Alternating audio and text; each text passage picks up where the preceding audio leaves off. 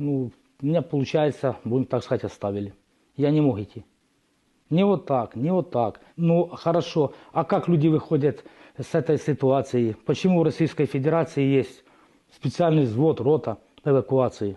Меня 17 километров несли на носилках. Вместо того, чтобы расстрелять, они отнеслись по-человечески, надали мне медицинскую помощь, эвакуировали.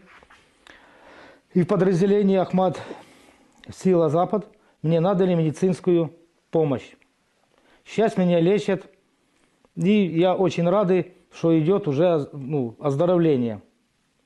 Этого отношения я чисто по своему мнению раньше я не ожидал. Все чисто по-человечески.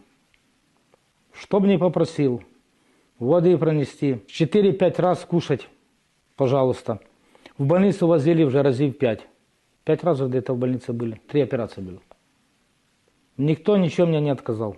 Я очень благодарен руководству Чеченской Республики, что он воспитал таких бойцов, таких высокопрофессиональных, будем говорить, людей. Ваше состояние сейчас, ваша нога, вот, лучше, как вы себя чувствуете? Лучше, конечно, намного. Она, будем говорить, сбереженная нога. Я мог бы остаться без ноги, 100%.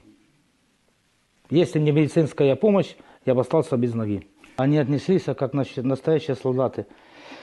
Никто меня не достреливал, никто меня не пытал, никто меня не унижал.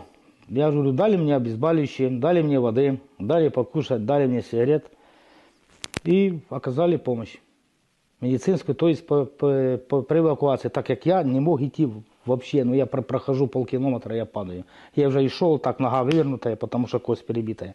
Я и шел уже на перебитой ноге.